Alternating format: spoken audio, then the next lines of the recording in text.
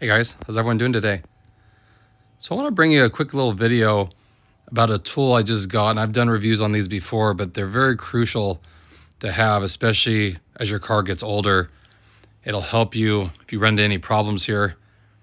You know, when your car is brand new, you don't really think of it much, but you know, if you're keeping your cars, and a lot of us are planning to do that just the way cars are nowadays, this tool will come in really handy, and it'll save you a ton of money with just one use. So let me go ahead and share what I just got and how it works.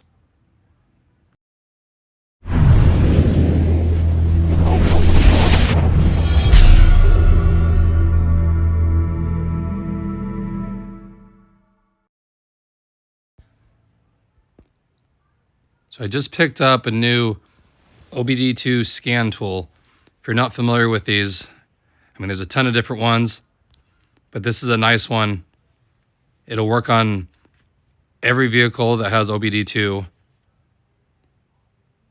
And what it will do, it allows you to, first, you can clear codes that pop up, but more importantly, it'll tell you why the code pops up in the first place.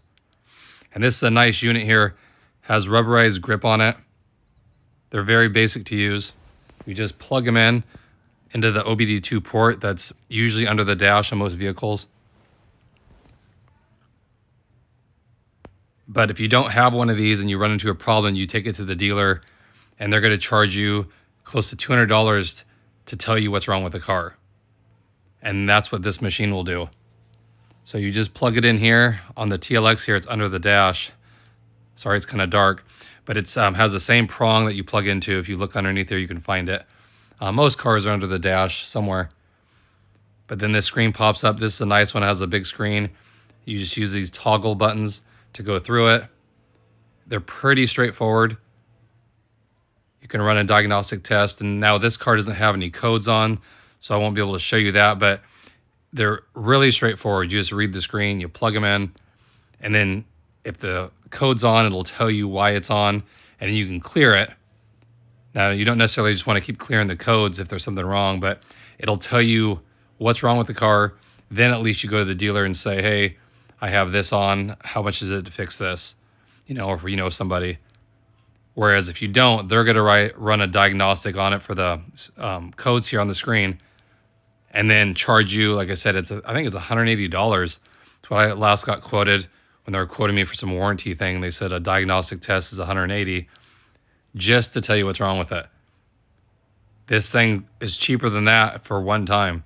It'll save you. So as your car gets older and you're out of a warranty, I would highly recommend picking this up. Keep it in the glove box, because when you don't have that warranty anymore, that you just take it in and they cover everything, these little things will add up, you know. And if you run a test on it and it's nothing major, you know, you can leave the light on, or you can take the light off and just live with it like that if you want to save some money. But at least this will tell you if there's something wrong. Now, it said fail before because the ignition wasn't turned on. So you turn the ignition on and then it'll run a test. You know, like I said, there's nothing wrong with this vehicle right now, so it's not going to show you anything. But you can see how easy, like, read codes, erase codes. So if you have a code on, you go to erase codes and it'll take it off. Now, it won't fix the issue, but it'll tell you what it is, and then give you some codes, and then it'll tell you what that means. So if it's an oxygen sensor bad, it'll tell you that. Then you could find out, unless you want to do it yourself, how much it costs to replace the oxygen sensor. Instead of taking it to the dealer, saying, tell me what's wrong with it, they're going to hit you up for almost $200 to tell you the oxygen sensor is bad, and then you still have to pay to replace it. So it's just more and more money you're spending out. So one of these investments you buy, you just keep it with you, and then it'll always tell you what's wrong with it. Like I said, if it's nothing major, you can just live with it, and you'll have peace of mind knowing, okay, it's not a huge deal. It's going to damage your car, you know, just having one of these devices.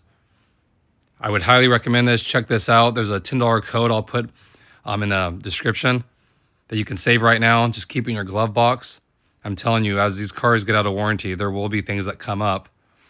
And if you don't want to be shelling out, you know, a couple $100 every time one pops up just to find out what's wrong with it, you know, this thing will pay for itself if it happens one time. So I will always keep them with me. Like, this car's almost 4 years old now. So I'm not as stressed if something pops up. At least I know what it is. And then you can call around to different shops and say, hey, how much is it to replace this on this vehicle? And then you got to get an idea instead of just blindly shelling out a couple $100 just to find that out. And then you still have to pay to fix it. So it's one of those things that you'll wish you had it when something pops up. But if nothing's wrong, you think, oh, I'm good. But I would just pick one up, keep it in your glove box, and I guarantee you'll pay for itself with one time. And I like this one. Like I said, it's a bigger unit, so it's easier to use. The screen's bigger, has a nice rubberized grip on it, so it doesn't slide everywhere. I've had smaller ones. It's kind of aggravating trying to run through them. This is pretty basic. Has that toggle, and you just toggle down, and it has an OK button and an escape button or back button. So really straightforward. Has a memory card slot, so you can put a memory card in it if you need it. But it's like an insurance policy that you'll be glad you have. So again, check the description. I'll put the product link in there. And then right now there's a $10 off promotion that'll help save some money on it. Like I said, if you guys are planning to keep your cars like I am planning to do, just because the new cars aren't really any better and they have a lot more issues. So this is one of those things I would definitely invest in. So I just want to bring that to you guys. Hopefully it'll help you guys save some money. Let me know in the comment section if you had any issues with your Acuras so far. I know there's like some recalls going around, but any major issues that's not covered under warranty, major expenses, I'd like to hear about it. Hope everyone's having a good day out there, and I'll catch you guys in the next video. Thanks again, everybody.